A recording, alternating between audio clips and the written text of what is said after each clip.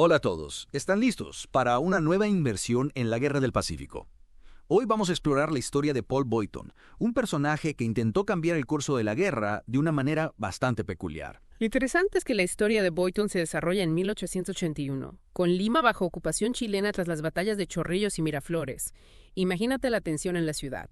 La derrota peruana era casi inevitable. Los chilenos controlaban el acceso al mar con su flota, bloqueando el puerto del Callao. Y en medio de este panorama aparece Paul Boynton. No era un soldado común y corriente, ¿verdad? Tenía un pasado militar bastante singular. Había luchado en la Guerra de Secesión estadounidense, junto a Benito Juárez en México, incluso en la Guerra Franco-Prusiana. Exacto. Su historial militar ya nos habla de un hombre que no le temía al riesgo.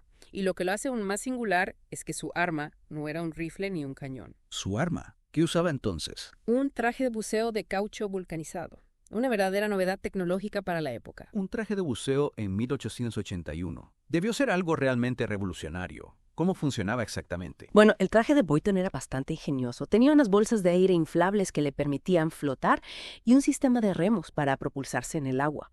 Era como un precursor de los equipos de buceo modernos, una muestra de que la necesidad y la inventiva pueden impulsar grandes avances. Claro. Y en este caso la necesidad era ganar una guerra.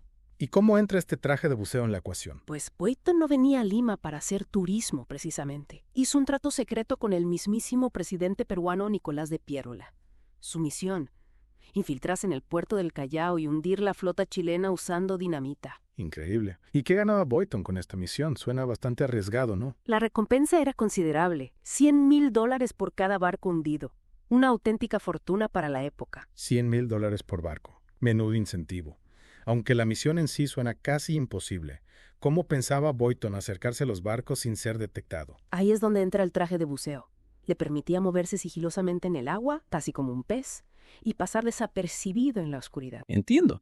Es como si Boynton fuera un hombre torpedo, mucho antes de que existieran los torpedos modernos, ¿no? Exactamente. Su plan era una combinación de tecnología innovadora, valentía y un toque de locura. Pero como veremos, las cosas no salieron como se esperaba. Bueno, retomando la historia. Boynton con su traje, listo para infiltrarse en el Callao y dinamitar la flota chilena. Pero el destino, como suele suceder, le tenía preparada una sorpresa. Sí. ¿Qué pasó? ¿Lo descubrieron antes de llegar a los barcos? No exactamente. Lo que ocurrió fue aún más inesperado. La flota chilena, por razones que no están del todo claras, decidió levantar el bloqueo y retirarse del Callao. ¿En serio? O sea que Boynton ni siquiera tuvo la oportunidad de llevar a cabo su misión. Así es. Imagínate la frustración. Después de toda la preparación, el riesgo, la inversión del gobierno peruano, la flota chilena simplemente desapareció. Oye, qué mala suerte. ¿Y qué pasó con Boynton entonces? ¿Regresó a tierra firme? Sí, pero al llegar a la costa fue capturado por una patrulla chilena. Aunque ya no había bloqueo, la guerra aún continuaba. Y claro, un extranjero en un traje de buceo cerca de su base naval, pues como que despertó sospechas. Claro, su presencia debía parecer bastante sospechosa. ¿Y qué hicieron con él? Inicialmente lo acusaron de espionaje y lo condenaron a muerte. Recuerda que la Guerra del Pacífico fue un conflicto brutal. Las tensiones estaban al límite. Sería un final trágico para nuestra historia. Un hombre con una idea innovadora termina fusilado sin siquiera haber tenido la oportunidad de ponerla en práctica. ¿Fue ese el final de Paul Boynton? Afortunadamente no. Hay diversas teorías sobre su liberación. Algunos creen que su fama como showman e inventor, que ya era reconocido internacionalmente, influyó en la decisión. Otros apuntan a su posible pertenencia a la masonería, una organización que, por cierto, contaba con miembros influyentes en ambos bandos del conflicto. O sea que una combinación de fama, contactos y quizás un poco de suerte lo salvaron del pelotón de fusilamiento. Exactamente.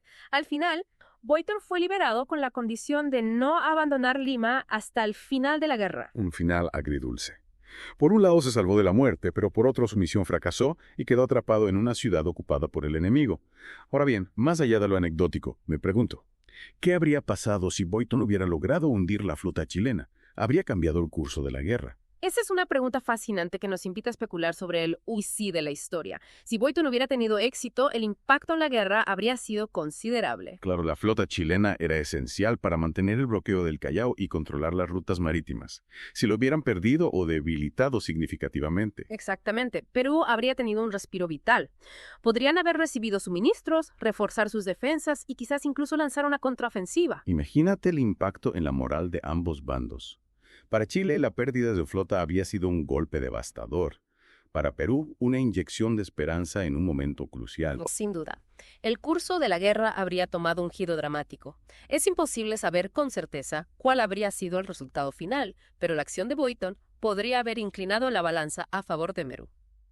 Es increíble cómo la acción de un solo hombre, armado con un traje de buceo y un poco de dinamita, podría haber alterado el destino de una nación. Es un recordatorio de que la historia no solo se escribe en los campos de batalla con grandes ejércitos. A veces, las acciones individuales, por audaces que parezcan, pueden tener un impacto significativo en el curso de los acontecimientos. Y en este caso, la historia de Boyton también nos muestra cómo la innovación tecnológica puede jugar un papel crucial en la guerra. Su traje de buceo, que en su momento parecía una curiosidad, sentó las bases para el desarrollo de equipos que luego serían utilizados en conflictos posteriores. Así es. La historia de Boyton es una fascinante mezcla de aventura, ingenio y circunstancias impredecibles. Totalmente de acuerdo. Ahora, sabemos que Boyton no tuvo éxito en su misión y que finalmente regresó a Estados Unidos. ¿Qué fue de él después de la Guerra del Pacífico? ¿Siguió con sus inventos o se dedicó a algo completamente diferente? Retomando la historia de Boyton, me intriga saber qué fue de él después de su aventura en Perú. Regresó a Estados Unidos, ¿no? Sí, regresó. Y si pensabas que su historia ya era peculiar, espera escuchar lo que hizo después. Boyton volvió a sus raíces como showman y, aprovechó su experiencia en Perú para promocionarse como el hombre torpedo. ¿En serio? O sea, que utilizó su intento de hundir la flota chilena como publicidad para sus espectáculos. ¡Qué astuto! Exacto. Organizaba exhibiciones acuáticas donde recreaba sus hazañas.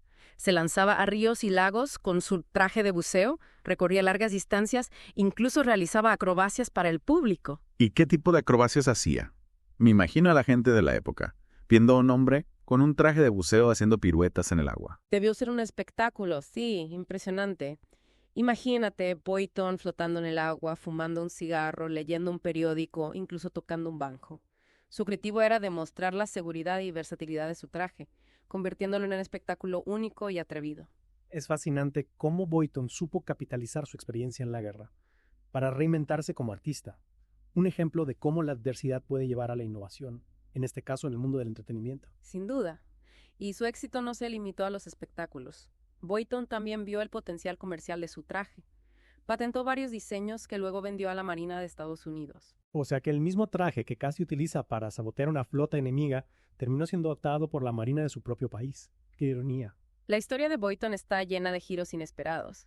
Incluso llegó a abrir un parque de diversiones acuático en Chicago, donde la gente podía probar sus trajes y disfrutar de atracciones acuáticas. Un visionario, ¿eh? De intentar cambiar el curso de una guerra, convertirse en un pionero del entretenimiento acuático.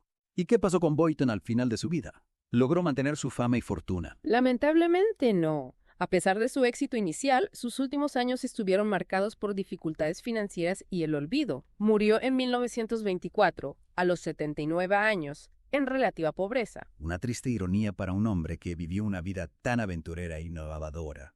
Sin embargo, su historia nos deja una serie de reflexiones interesantes. Así es. La historia de Paul Boyton, el hombre torpedo, nos muestra que la realidad puede ser más sorprendente que la ficción. Nos habla de la capacidad humana para la innovación, la adaptabilidad y la reinvención frente a la adversidad. Y también nos recuerda que a veces los personajes más fascinantes de la historia no son los grandes generales o los líderes políticos, sino aquellos que, como Boyton, se atreven a desafiar los límites y a escribir su propia narrativa. Exactamente. Su historia, llena de giros inesperados, nos invita a reflexionar sobre el impacto que las decisiones individuales pueden tener en el curso de los acontecimientos y a descubrir esos relatos olvidados que enriquecen nuestra comprensión del pasado. Y con esa reflexión final, te invitamos a que investigues más sobre la Guerra del Pacífico y sus personajes. Quizás encuentres otras historias tan sorprendentes como la de Paul Boyton, el hombre torpedo. Hasta la próxima y que la curiosidad te acompañe siempre.